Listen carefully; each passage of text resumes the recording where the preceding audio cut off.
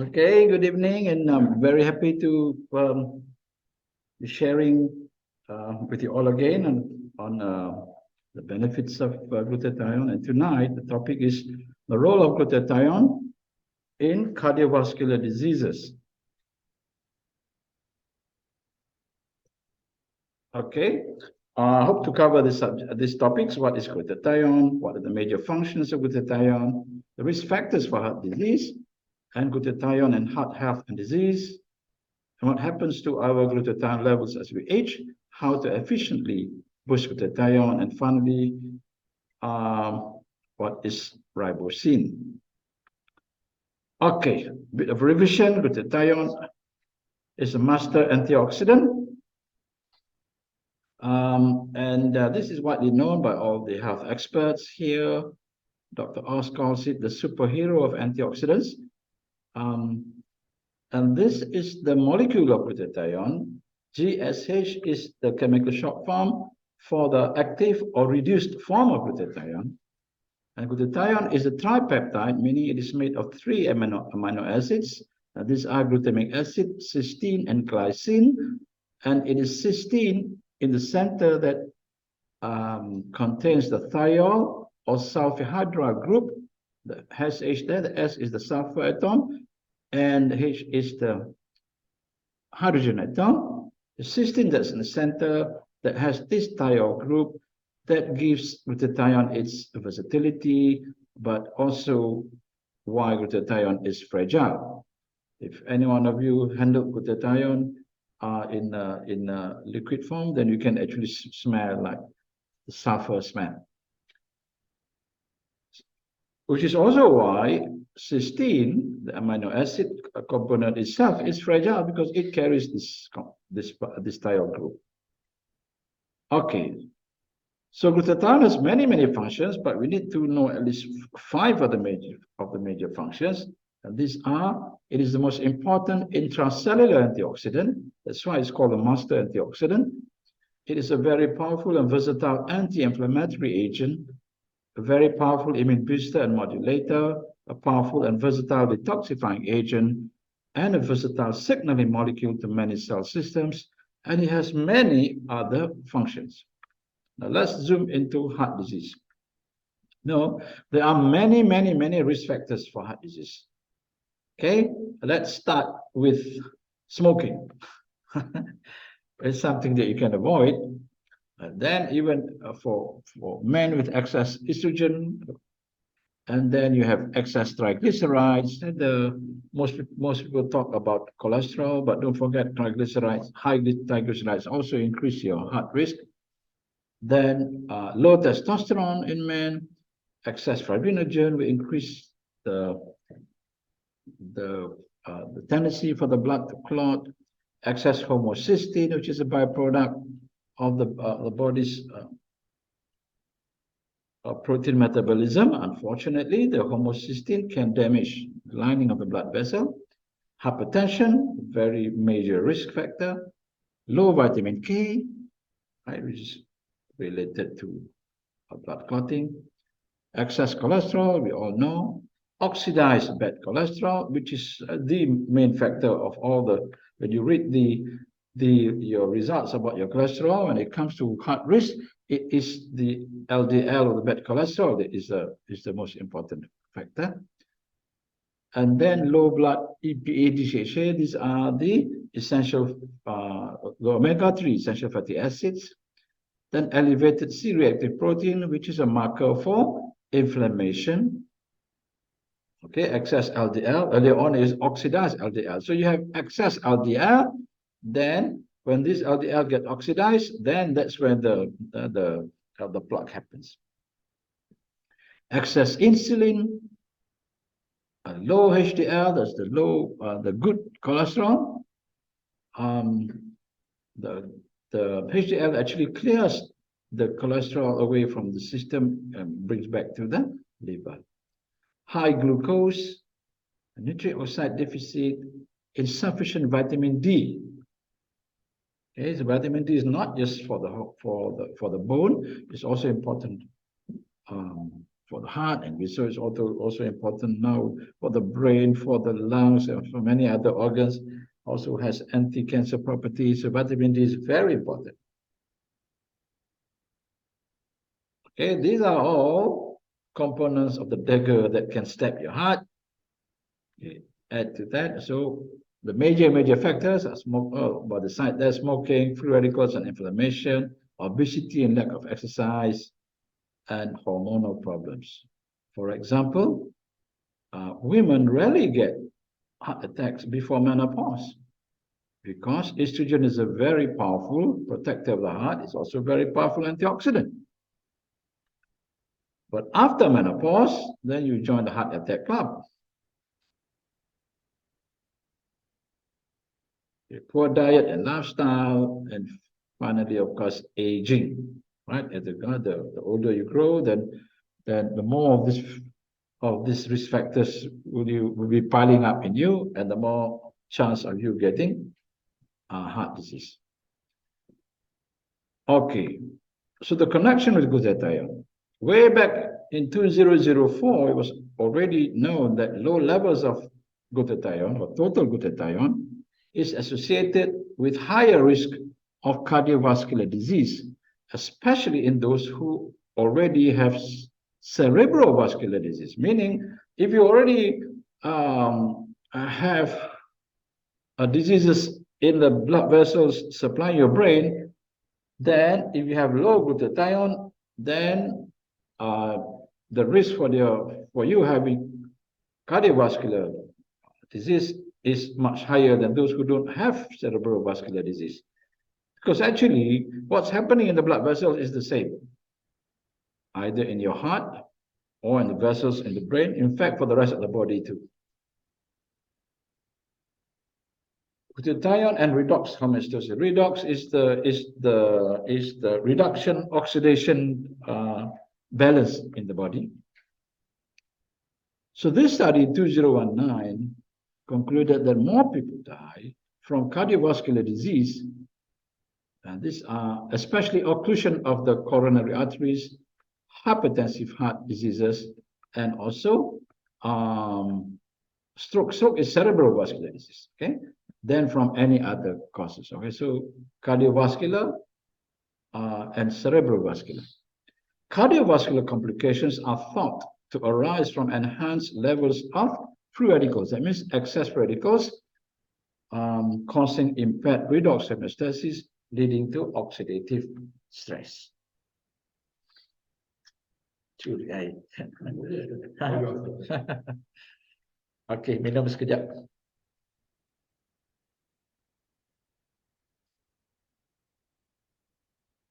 Okay, glutathione is the most abundant antioxidant in the heart and plays an important role in cell redox homeostasis and the development of cardiometabolic and cardiovascular diseases. So it has been well established that glutathione needs to be the most abundant antioxidant in the heart. It is the main protector of the heart. It's the main rescuer of the heart against free radicals and toxins. And oxidative stress, the excess of free radical, is a major contributor to heart disease. And last year, or even during the pandemic also, the research goes on.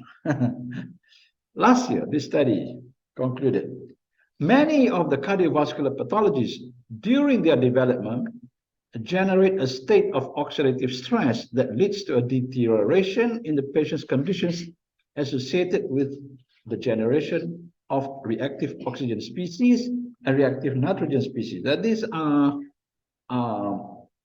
medical and scientific terms referring to unstable molecules that have oxygen or nitrogen. We're also used to saying there's free radicals, but actually not only free radicals are unstable, there are non-free radicals that are also unstable by the nature of their content. Right? So within these reactive species, we find superoxide anion, hydroxide radical, nitric oxide, as well as other species of non-free radicals, such as hydrogen peroxide. So you can see hydrogen peroxide is not a free radical, but it behaves like free radical because it's very, very volatile. Hypochlorous acid and peroxynitrite. What's more important for our topic tonight is that reduced glutathione, or GSH, actively participates in counteracting the oxidizing effect of all these reactive species. Right? So, a whole range of free radicals and non-free radical reactive molecules are neutralized by glutathione. So you can see the studies after study have shown the importance of glutathione in protecting the heart. So how exactly does glutathione protect the heart? So we know, we look at the major risk factors for heart disease. We know inflammation is a major risk factor. Then the oxidation of the bad cholesterol, hypertension, diabetes, you have obesity, lack of exercise, smoking, stress, family history, and many more. And those that I put arrows there are the ones that can be mitigated or reduced or reversed or even cancelled out by having sufficient amount of glutathione. Okay, how does it happen? Because we know glutathione fights free radicals, improves immune system, neutralizes and removes toxins. So all this will reduce inflammation, prevents oxidation of bad cholesterol, and on top of that, glutathione also has a role in normalizing the production of cholesterol in the liver. Okay, it also improves nitric oxide production, and you know nitric oxide is very important in maintaining the blood vessels to allow the blood to flow properly. And even the delivery of oxygen by the red blood cell is also modulated by glutathione. So you can see from the red blood cell to the blood vessel and the contents of the blood and inflammation and oxidation and toxins is glutathione, glutathione, glutathione, glutathione, glutathione. So glutathione has many, many, many important roles in protecting your heart. Okay, the bad news is while we are young, we have plenty of glutathione, but as part of our programmed aging, our production of glutathione declines slowly but surely from the age of 20 by about 10 to 15% every decade, such that by the time you are 40, you are 20 to 30% down from your high level at 20, and beyond that, it's going to be worse. So when you have low levels of glutathione, you can expect oxidative stress to go up for the excess free radicals. And then you have poor immunity, you have more inflammation, and you have poor ability to fight toxins, and your supply of signaling molecules come down, and many, many functions are affected. Okay, what's the solution? We know glutathione is important, but as we age beyond 20, glutathione levels go down, so we need to reboot, we need to increase like our glutathione levels if we want to stay healthy, we want to protect the heart, but not just the heart, every organ in the body needs glutathione for protection and proper function. Okay, fortunately, scientists have found a way for us to do that.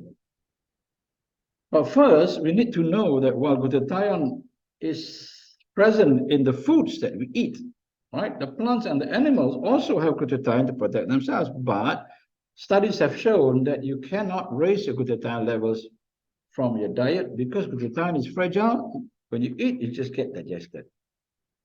Then even if you take glutathione supplements, right? Most of them are not absorbed because the same thing happens. Glutathione is digested.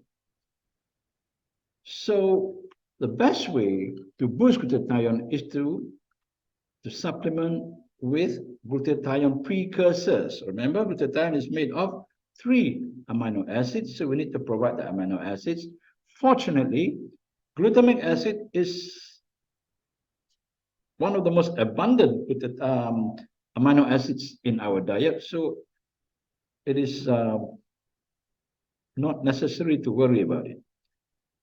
Glycine is also plentiful, but the same is not true with cysteine. Cysteine is the least available, but it's also fragile. So even if it's available in your food, once you cook it, it becomes denatured. So the challenge becomes to provide a stable form of cysteine that can withstand the digestive system and get absorbed into the body and made available by our cells to make glutathione.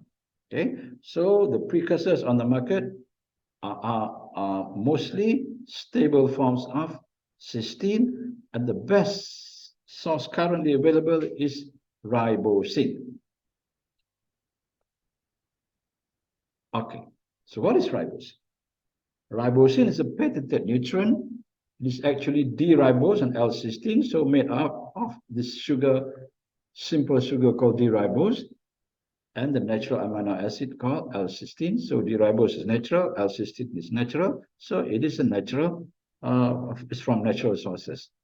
Right? So D-ribose L-cysteine shortened to ribocysteine and trademarked as ribosine. So the cysteine is now made available for the body and utilized by the cells to manufacture glutathione. The bonus is that the sugar, the D-ribose that's used to stabilize the cysteine, itself has important functions and is the main component of ATP, which is the energy carrying molecule in the body. So when we supplement with ribosine, we boost glutathione and we boost ATP. And ATP itself is needed in the synthesis of glutathione. So the energy required to power the manufacture of glutathione using the cysteine in the ribosine is provided also by the ATP produced by the ribose that is used to stabilize the system. This is the genius of this molecule as compared to the second best available on the market, maybe, or at least the most researched precursor, glutathione precursor on the market, which is NAC or N-acetylcysteine, which is it's considered a synthetic molecule. Ribosine is 300% more efficient in boosting glutathione than NAC. Wait for it. Okay, and I believe the reason is also got to do with the having ribose instead of the acetyl group to stabilize the cysteine. Okay, so this gives a rough idea of the potency of ribosine. Other studies have shown NAC is 8 times more efficient than whey protein. Whey protein is from milk, where you have a concentration of the amino acids, and then inside there there is cysteine, there is methionine, and there is cysteine cysteine, which is actually 2 molecules of cysteine cysteine back to back. Okay, so studies have shown, on the other hand, ribosine is 300% better than NAC, which means ribosine is 24 times more efficient than whey protein in boosting glutathione. Okay, so now we appreciate how special ribosine is. That's the cysteine is a glutathione precursor, and the ribose, you can say, is an ATP precursor. So you get both glutathione and ATP. That's ribose, which is the central component of the ATP molecule. Earlier on, we showed that cysteine is the central component of glutathione. So both the components of ribosine are important are the central structures of the molecules that they are going to become. Okay. Just to repeat that, ribose is used to make ATP and other molecules, but the most important is ATP. And this is used to power most of our metabolic activities. So with that, you can expect improved blood flow in heart and muscles, enhance energy recovery in heart and muscles, and protects the heart from stress and overexertion. So you can see when you talk about the benefits for the heart, it is when you take ribosine, you're not just getting the benefits that's provided by glutathione, you also get the benefit provided by ATP from ribose, glutathione from cysteine, right? You get a two-in-one benefit. So you can expect increased better performance and endurance and stamina, faster recovery from fatigue, and faster relief from soreness, stiffness, cramps, and better recovery from exercise. In fact, some cardiologists who believe in nutrition use ribose as part of their standard treatment for their heart patients, either just to keep the heart healthy or to help them recover faster from heart attacks and heart surgery. Okay, even I'm not a cardiologist, but any heart failure patients that come to me, I put them on high-dose ribose actually. Okay, but for us who are healthy without heart disease, we don't have to wait until we have a heart attack to benefit, right? We can benefit from having ribose in our diet or supplemental system, and we get that through ribosine. So where does our ribose come from? It comes from maize, and the cysteine also comes from vegetable cells. So it's definitely halal and suitable for vegetarians. Okay, and Max has two products in Malaysia that are ribosine based. We have Max 1, which is 100% ribosine, and we have Cell Longevity, which is everything that is Max 1 plus 12 other ingredients that will enhance your body's production of glutathione, plus also have many other anti-aging benefits, especially. And that's why Cell Longevity is an anti-aging powerhouse. So thank you very much. I hope you've learned a lot about the benefits of boosting glutathione, especially if we use a ribosine to boost glutathione, because you also get the benefit of ATP also helping the heart. Thank you.